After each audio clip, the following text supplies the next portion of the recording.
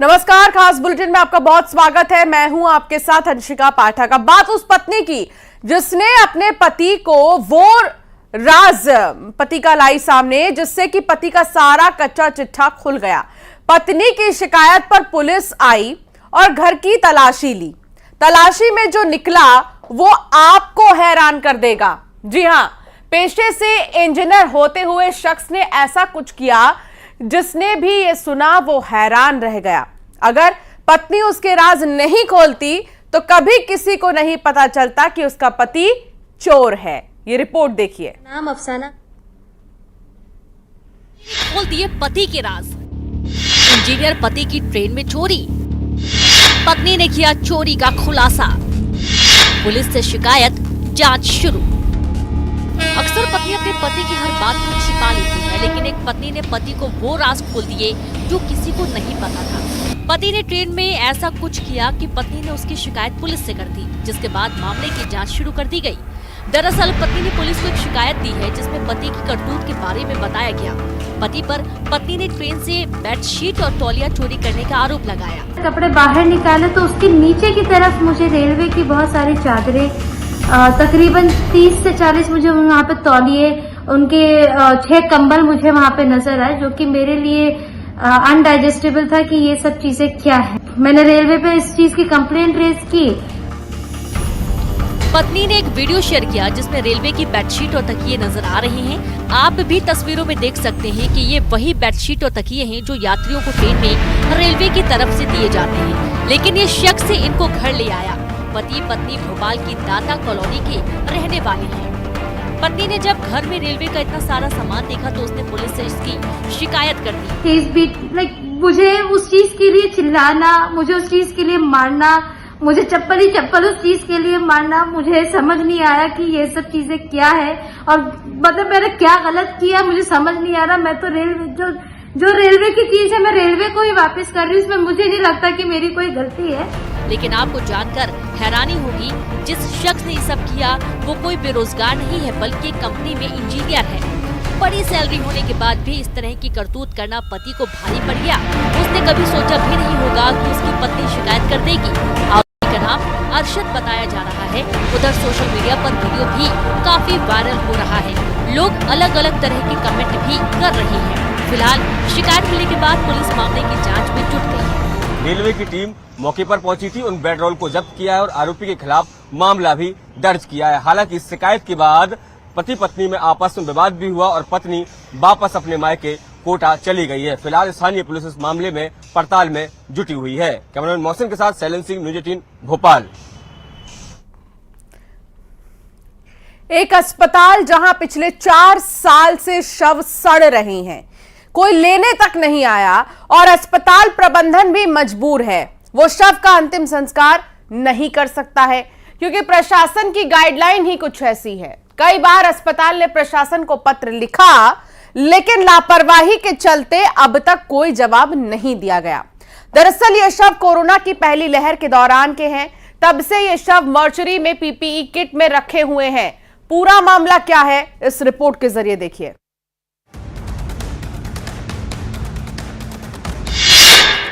प्रशासन की बड़ी लापरवाही। मोर्चरी में 4 साल से पड़े हैं शव। 3 शव, 4 साल गुजरे, आज भी इंतजार। आखिर कब होगा अंतिम संस्कार? रायपुर में अस्पताल की मोर्चरी और 3 शव। 4 साल गुजर गए इन शवों को यहां पड़े ना तो कोई इन्हें लेने आया और ना ही इनका अंतिम संस्कार किया गया। कोरोना की पहली लहर के दौरान इनकी मौत हुई थी। शव तो मोर्चरी में रख लिए गए, लेकिन अंतिम संस्कार की घड़ी आज तक नहीं आई। बताया जा रहा है कि पीपीई किट में इन शवों को लपेट कर रखा गया है। 4 साल से किसी ने छुआ तक नहीं। हालात ये हैं कि शव बुरी तरह सड़ चुके हैं। अब सवाल यह है कि आखिर क्यों इनका अंतिम संस्कार नहीं किया जा रहा। इसकी वजह है प्रशासन। ये हम नहीं कह रहे, बल्कि ये कहना है अस्पताल की पीआरओ शुभ्रा सिंह का। तो इनके बारे में भी जो है वो हमने शासन को अवगत करा दिया था, परंतु जो है अस्पताल की तरफ से 2 से 3 बार 4 बार हमेशा मतलब पत्राचार किया गया, लेकिन इनका अंतिम संस्कार नहीं हो पाया। अस्पताल ने प्रशासन को कई बार इस बारे में बताया, लेकिन इन शवों को कोई लेने नहीं आया। अब अस्पताल अपने स्तर पर भी इनका अंतिम संस्कार नहीं कर सकता, क्योंकि इसके लिए कानूनी प्रक्रिया है। क्योंकि शासन ने गाइडलाइन ऑलरेडी जारी किया था कि उस समय नगर निगम की टीम और शासन के द्वारा जो है परिजनों की उपस्थिति उनके समक्ष जो है उनका अंतिम संस्कार किया जाए, तो इनके बारे में भी जो है वो हमने शासन को अवगत करा दिया था। फिलहाल अस्पताल को प्रशासन के जवाब का इंतजार है और उसके बाद ही अंतिम संस्कार को लेकर कोई फैसला लिया जा सकता है। रायपुर से युगल तिवारी, न्यूज़ 18। और अब बात उस खबर की जो आपके लिए जानना जरूरी है। दरअसल इन दिनों ऑनलाइन ठगी के मामले लगातार सामने आ रहे हैं। एक शख्स ने फोन किया, आपकी बेटी को गिरफ्तार कर लिया गया, उस पर फ्रॉड करने का आरोप है, अगर बेटी को बचाना है तो पैसे ट्रांसफर कर दीजिए। सामने बेटी की आवाज आई तो परिजन डर गए, लेकिन वो उनकी बेटी नहीं थी।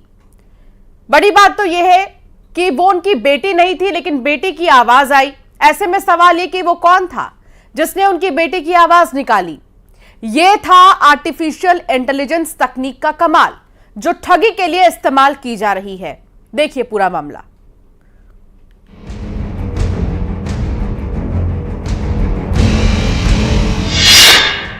सावधान, तकनीक पड़ रही भारी।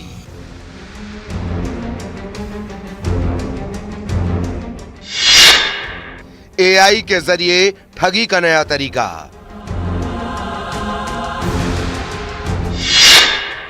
बेटी की आवाज निकालकर ठगी।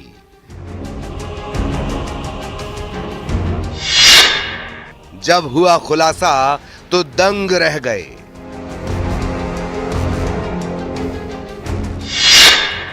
टेक्नोलॉजी बनी परेशानी का सबब। तकनीक यानी टेक्नोलॉजी जितना जिंदगी को आसान बनाती है, उतना ही परेशानी में डालती है। एक शख्स को फोन किया गया, एक आवाज आई, वो आवाज थी उसकी बेटी की। आरोपी ने कहा कि आपकी बेटी ने फ्रॉड किया है, अगर उसको बचाना है तो रुपए ट्रांसफर कर दीजिए। इस टाइप का वो लोग धीरे धीरे ब्लैकमेल करते गए। फिर उन्होंने मेरे से 50,000 की डिमांड करी। फिर आपने क्या किया? हम लोग तो नहीं किसी से मिल पाए, पर हमने किसी भी बहाने हमारे बेटे को बोला कि तुम हमको अर्जेंट 50,000 डाल दो। तो हमारे जब बच्चे ने डाले, उसके बाद फिर वो बोलता हमको स्क्रीनशॉट उसका भेजो। स्क्रीनशॉट भेज दिया, बोले हम आपकी बेटी को अब 10 मिनट बाद छोड़ते हैं। जब पिता ने बेटी की आवाज सुनी तो वो भी दंग रह गए। उन्होंने यकीन कर लिया। आरोपी के कहने पर पीड़ित ने 50,000 रुपए ट्रांसफर कर दिए। इसके बाद आरोपी ने 70,000 रुपए की डिमांड की, लेकिन इस पर परिजनों को शक हुआ। सुबह 8 साढ़े 8 बजे मेरे मोबाइल पे फ़ोन आया था। मैं सोया हुआ था, मैंने फ़ोन उठाया तो क्या नमामि भंडारी के यहाँ से बोल रहे आप? मैं कहा हाँ। तो क्या नमामि भंडारी आपकी लड़की है? मैंने कहा हाँ। क्योंकि उसने और उसकी 3 सहेलियों ने इंदौर के एक लड़के के साथ कहीं गबन करा 20 लाख का, तो उसमें हमने उनको अरेस्ट करा। परिजनों ने इंदौर स्थित बेटी के हॉस्टल में किसी पहचान वाले को भेजा तो मामले का खुलासा हुआ। बेटी हॉस्टल में थी। जिस तरह की बात फोन पर बताई गई, ऐसा कुछ नहीं निकला। दरअसल ये पूरा मामला खरगोन का है, जहां एआई के जरिए शहर के एक पेट्रोल संचालक को ठगी का शिकार बनाया गया। एआई के जरिए पीड़ित की बेटी की आवाज में फोन किया गया, जिसमें कहा गया कि हम सीबीआई से बोल रहे हैं। आपकी बेटी जो इंदौर में रहकर पढ़ाई करती है, कुछ सहेलियों के साथ पकड़ी गई है। आरोपी ने कहा कि आपकी बेटी और उसके 3 दोस्तों ने कोई फ्रॉड किया है, हमने उसे अरेस्ट कर लिया है, अगर मामले को रफा दफा करना है तो पैसे ट्रांसफर करो। इस दौरान ठगों ने एआई तकनीक से संचालक की बेटी की आवाज बनाकर सुनाई और करीब 2.5 घंटे तक फोन पर बिजी रखा और फिर 50,000 रुपए ट्रांसफर करवाए। साइबर क्राइम जो है दिन पर दिन बढ़ते जा रहा है। शासन को कुछ बहुत ज़्यादा स्ट्रिक्ट कदम लेना चाहिए।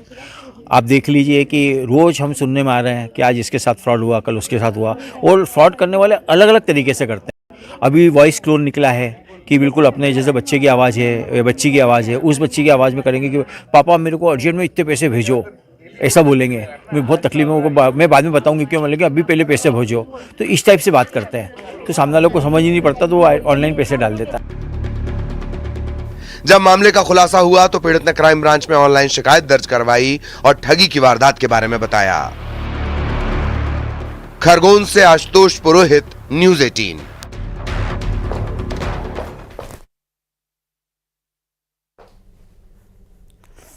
और अब खबर छत्तीसगढ़ की, जहां कांग्रेस में लेटर बम फूटे हैं और अब सियासत शुरू हो गई है। कांग्रेस के अध्यक्ष दीपक बैज ने बीजेपी पर साजिश रचने का आरोप लगाया। वहीं बीजेपी ने निशाना साधा और पूछा, क्या बड़े नेता दबाव में ऐसा कर सकते हैं? कांग्रेस के पूर्व महामंत्री रहे अरुण सिसोदिया ने दीपक बैज को लेटर लिखा और पार्टी फंड के दुरुपयोग की जांच मांग की। उनके इस खत के बाद कांग्रेस बैकफुट पर आ गई है। कांग्रेस के प्रदेश के अध्यक्ष ने पहले तो पार्टी फोरम पर बात रखने की अरुण को नसीहत दी, अब उनको इसमें साजिश नजर आ रही है। दीपक बैज ने लेटर बम को बीजेपी की साजिश बताया। उन्होंने आरोप लगाया कि कांग्रेस नेताओं को डराया धमकाया जा रहा है। नेता प्रतिपक्ष चरणदास महंत ने भी दीपक बैज के बयान का समर्थन किया।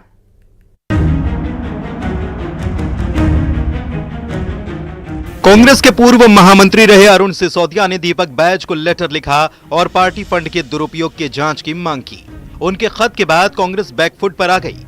कांग्रेस के प्रदेश अध्यक्ष ने पहले तो पार्टी फोरम पर बात रखने की अरुण को नसीहत दी और अब उनको इसमें साजिश नजर आने लगी है। दीपक बैज ने लेटर बम को बीजेपी की साजिश बताया है। उन्होंने आरोप लगाया कि कांग्रेस नेताओं को डराया धमकाया जा रहा है। नेता प्रतिपक्ष चरणदास महंत भी दीपक बैज के बयान का समर्थन करते नजर आए हैं। देखिए, मुझे लगता है ये कहीं न कहीं भारतीय जनता पार्टी का ये प्री प्लानिंग है। जानबूझकर भारतीय जनता पार्टी इस तरह की हरकतें करवा रही है ताकि, मैंने कहा, उनके पास कोई मुद्दा नहीं है तो कांग्रेस को आपस में लड़वाने का काम, फूट डालो शासन करो का काम, ये भारतीय जनता पार्टी का काम है। मैं बिल्कुल दीपक बैज जी ने जो कुछ कहा है उससे सहमत हूँ। ये जानबूझ करके हमारे लोगों को बहका रहे हैं, फुसला रहे हैं, डरा रहे हैं, उनके खिलाफ बोलने के लिए प्रेरित कर रहे हैं और ये साजिश के ही तहत हो रहा है। और इसी तरीके से साजिश वो हमारे कई पुराने विधायकों को, पुराने मंत्रियों को भी दे रहे हैं। वहीं डिप्टी सीएम विजय शर्मा ने कांग्रेस के आरोपों पर पलटवार किया, साथ ही सवाल दाग दिया कि क्या बड़े नेताओं पर दबाव डालना संभव है। अरे भैया, मैं आपसे कहना चाहता हूं कि पिछली बार इन्होंने कहा कि नौजवानों को सबको भत्ता देंगे, नहीं दिया। इन्होंने कहा कि 500 रुपया प्रत्येक माता बहन को देंगे, हर महीने नहीं दिया। किसी व्यक्ति को किस पार्टी में रहना नहीं रहना या उनका अपना व्यक्तिगत विचार होता है। भाजपा के पास तो ऐसे ऐसे आवेदन हैं, ऐसे ऐसे प्रस्ताव हैं जिसको कहा जाए तो जाने क्या क्या बातें हो जाएं, लेकिन देखा जाएगा जो व्यक्ति ठीक है, सारे संस्कार ठीक है, सब कुछ ठीक है, उनको प्रवेश किया जाए। महादेव सटायप मामले में ईडी ने पूर्व सीएम भूपेश बघेल पर एफआईआर दर्ज कर ली है। इस बीच पार्टी के फंड के दुरुपयोग को लेकर कांग्रेस नेता ही सवाल उठा रहे हैं। ऐसे में बीजेपी ने ताबड़तोड़ हमले करना शुरू कर दिए। कांग्रेस के सामने मुश्किल ये कि छवि पर सवालिया निशान लग रहे हैं और ये लोकसभा चुनाव के लिहाज से पार्टी को बड़ा नुकसान पहुंचा सकता है। Bureau report, news 18।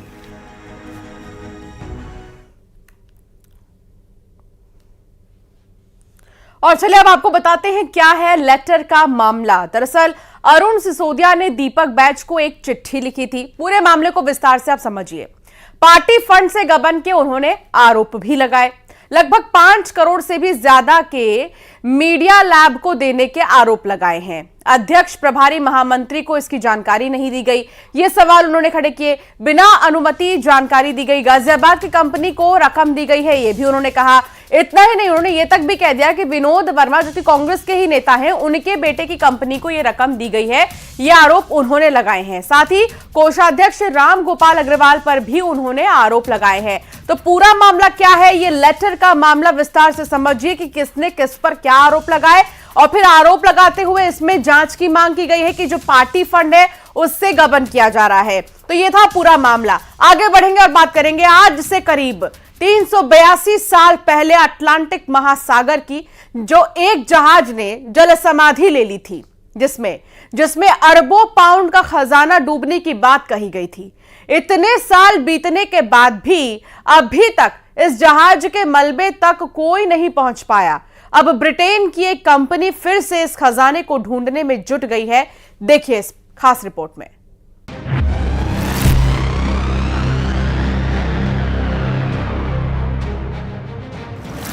समंदर में सबसे बड़ा खजाना, डूबे जहाज की तलाश शुरू। धरती के 70% हिस्से में समंदर मौजूद है। जितनी गहराई समंदर की है उतने ही गहरे और गूढ़ रहस्य इसके अंदर छिपे हुए हैं। समंदर की गहराई से इसके राज बाहर लाने के लिए वैज्ञानिक लगातार शोध करते रहे हैं। अब समंदर की दुनिया से एक ऐसी खबर सामने आई है जिसने पूरी दुनिया को सोचने पर मजबूर कर दिया है। समंदर के गर्भ में अरबों पाउंड का सोना दबा हुआ है, जिसकी खोज का काम शुरू हो चुका है। कहा जा रहा है कि जब ये जहाज डूबा था उस वक्त उसमें इतना सोना था जिसकी कीमत आज की तारीख में 4 बिलियन पाउंड तक हो सकती है।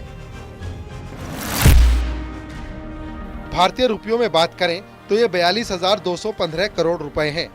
आज से 382 साल पहले समंदर में एक घटना घटी थी जिसको पूरी दुनिया एक बार फिर से याद कर रही है। 382 साल पहले अटलांटिक महासागर से एक जहाज गुजर रहा था जो सोने से लदा हुआ था, लेकिन अचानक कॉर्नवॉल तट के पास एक घटना घट गई। खराब मौसम था, समंदर की लहरें उफान मार रही थी, जिससे जहाज भी हिचकोले खाने लगा। इसकी वजह से जहाज के कैप्टन ने भी अपना नियंत्रण खो दिया और जहाज धीरे धीरे पानी में समाने लगा और आखिर में वो समंदर की गहराई में डूब गया।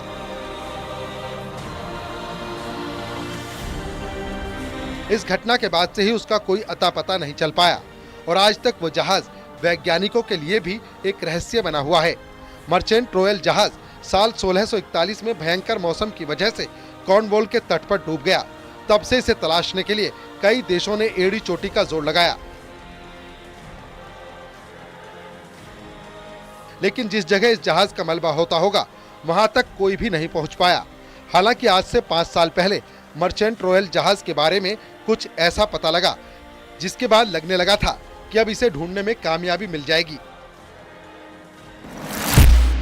साल 2019 में जहाज के ऊपरी हिस्से का मलबा मिल गया था, लेकिन निचले हिस्से की खोज खबर नहीं मिल पाई। मर्चेंट रॉयल जहाज, जिसे विशाल खजाने की वजह से एल डोरेडो ऑफ द सीज का नाम भी दिया गया था। ये जहाज 23 सितंबर 1641 को डार्ट माउंट से गुजर रहा था, तभी ये दुर्घटनाग्रस्त हो गया। डूबने से पहले जहाज मरम्मत के लिए कैडीज के स्पेनिश बंदरगाह में रुका था। मैक्सिको और कैरेबियन से अपनी वापसी यात्रा के लिए माल लोड किया गया था। कई सदियां बीत जाने के बाद एक बार फिर से इसकी पड़ताल शुरू की जा रही है। ब्रिटेन की एक कंपनी का दावा है कि वो नई टेक्नोलॉजी का इस्तेमाल करके जहाज के मलबे का पता लगा सकती है। इस जहाज को ढूंढने के लिए कंपनी 200 वर्ग मील क्षेत्र के अंदर खोज करेगी। इस खोज में अंडर वाटर वेसल और सोनार टेक्नोलॉजी जैसी तकनीकों का इस्तेमाल किया जाएगा।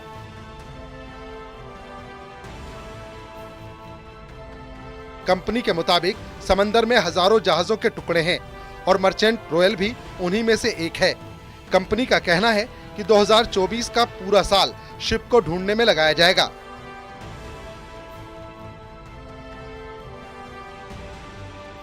समंदर में हजारों टन मलबे में से रॉयल जहाज का मलबा ढूंढने का काम काफी चुनौतीपूर्ण है, क्योंकि जितना मलबा समंदर से निकलेगा उसे निकालकर उसमें जहाज के मलबे की पहचान करनी होगी। समंदर में जहाजों के डूबने की कई घटनाएं हुई हैं। टाइटैनिक जहाज भी खराब मौसम की वजह से समंदर के आगोश में चला गया था।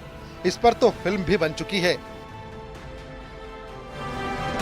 मर्चेंट रॉयल जहाज के डूबने की कहानी भी ऐतिहासिक है। अब कंपनी अरबों पाउंड सोने की तलाश कर पाएगी या नहीं, ये सबसे बड़ा सवाल है। Bureau report, news 18।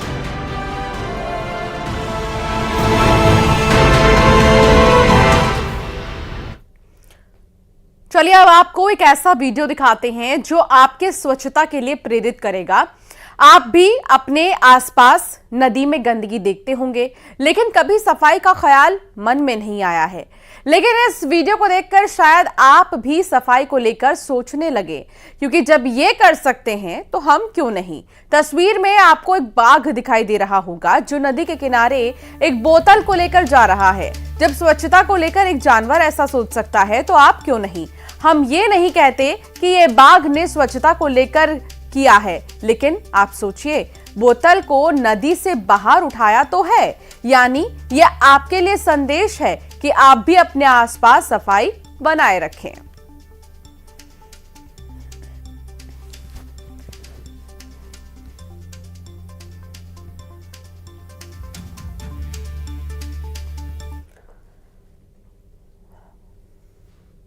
और अब एक बड़ी खबर आ रही है एमपी की राजनीति से जुड़ी, जहां पूर्व विधायक नारायण त्रिपाठी बीएसपी में शामिल होंगे। सतना से लोकसभा का चुनाव वो लड़ सकते हैं। बीजेपी छोड़कर नारायण त्रिपाठी ने विंध्य जनता पार्टी बनाई थी। आज दोपहर में बीएसपी प्रदेश कार्यालय में वो सदस्यता लेंगे। बड़ी खबर, लोकसभा चुनाव के ठीक पहले नारायण त्रिपाठी बीएसपी में शामिल हो सकते हैं और आज दोपहर कहा जा रहा है कि नारायण त्रिपाठी बीएसपी में शामिल होंगे। शैलेंद्र भदौरिया संवाददाता साथ जुड़ गए हैं। शैलेंद्र, बीजेपी से अलग होकर अपनी पार्टी बनाई, अब आप अपनी पार्टी छोड़ बीएसपी में शामिल होंगे। क्या राजनीति किस स्टाइल में हम देख पा रहे हैं नारायण त्रिपाठी की, और कब तक वो ज्वाइन करेंगे बीएसपी? देखिए, नारायण त्रिपाठी का दल बदल कोई नया वो नहीं, शौक नहीं है। इसके पहले भी हमने देखा कि वो पहले बीएसपी से विधायक रहे, बाद में कांग्रेस पार्टी में शामिल हुए, कांग्रेस से विधायक रहे, फिर वो बीजेपी में शामिल हुए, बीजेपी से विधायक रहे, और जब बीजेपी ने उनका टिकट काट दिया तो उन्होंने अपनी पार्टी बना ली थी। और पिछले विधानसभा चुनाव में उन्होंने अपनी पार्टी से ही चुनाव लड़ा था और कुछ प्रत्याशी भी मैदान में उतारे थे, लेकिन उनको किसी भी प्रत्याशी को जीत नहीं मिली थी। और यही कारण है कि अब लोकसभा के लिहाज से वो नई संभावनाएं तलाश रहे हैं। बताया जा रहा है कि पहले उन्होंने बीजेपी में भी ट्राई किया था, लेकिन बीजेपी के नेता ने साफ तौर पर मना कर दिया था कि उनको पार्टी में नहीं लिया जाएगा। और यही कारण है कि अपनी सबसे पुरानी पार्टी बीएसपी में आज वो ज्वाइन करने वाले हैं। बताया जा रहा है कि दोपहर 12 बजे के आसपास वो बीएसपी पार्टी ज्वाइन करेंगे, पार्टी दफ्तर पहुंचेंगे, और संभावना ये भी जताई जा रही है कि सतना से वो लोकसभा का चुनाव भी लड़ सकते हैं बीएसपी के टिकट पर। तो अब देखना होगा कि क्या वो चुनाव लड़ते हैं या फिर सामान्य नेता की तरह काम करते हैं। लेकिन फिलहाल जो है वो लोकसभा चुनाव के लिहाज से दल बदल की सियासत लगातार जारी है और उसी कड़ी में ये कदम उनका कदम माना जा रहा है। जी, बहुत शुक्रिया शैलेंद्र जानकारी साझा करने के लिए।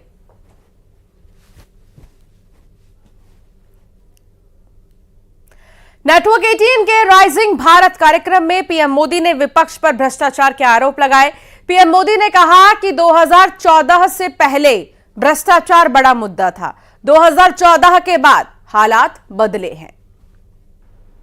आज मनी ट्रेल को छुपाना और कैश को छुपाना दोनों मुश्किल होते जा रहे हैं, और इसलिए कभी किसी सरकारी बाबू के घर से, बिस्तर से, दीवारों से नोटों की गड्डियां निकलती हैं, कभी किसी कांग्रेस के सांसद के घर से सैकड़ों करोड़ के नोटों के ढेर निकलते हैं, कभी किसी टीएमसी के मंत्री के घर से नोटों के ढेर निकलते हैं। इसलिए चारों तरफ बौखलाहट नजर आती है, बिलबिलाए हुए हैं। और ये सब होता क्यों है? बात वही है, नीयत सही तो काम सही। नेटवर्क 18 के राइजिंग भारत कार्यक्रम में पीएम मोदी ने विपक्ष पर हमला बोलते हुए कहा कि मुझे विपक्षी पार्टियां गालियां देती हैं, आज भी मुझे औरंगजेब कह के नवाजा गया। दूसरी तरफ हमारे जो विरोधी हैं वो भी नए कीर्तिमान बना रहे हैं। आज ही उन्होंने मोदी को 104वीं गाली दी है।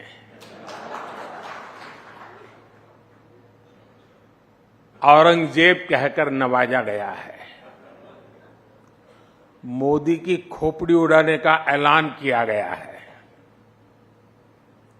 इन सब पॉजिटिव नेगेटिव बातों के बीच दुनिया का सबसे बड़ा इलेक्शन जारी है। पीएम मोदी ने अपने ऊपर हो रहे विपक्ष के हमले और गालियों का जवाब देते हुए कहा कि गालियों से फर्क नहीं पड़ता, गरीबों के लिए काम हो रहा है।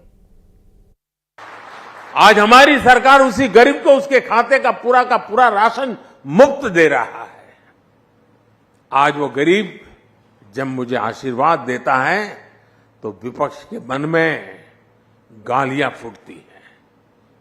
मेरे लिए भी गालियां, वो गरीब मुझे आशीर्वाद देता है इसलिए उस गरीब को भी गालियां, लेकिन गालियों से कोई फर्क नहीं पड़ेगा। देश ने तो मन बना ही लिया है। फिर एक बार बुलेटिन में फिलहाल इतना ही, आगे भी खबरें जारी रहेंगी।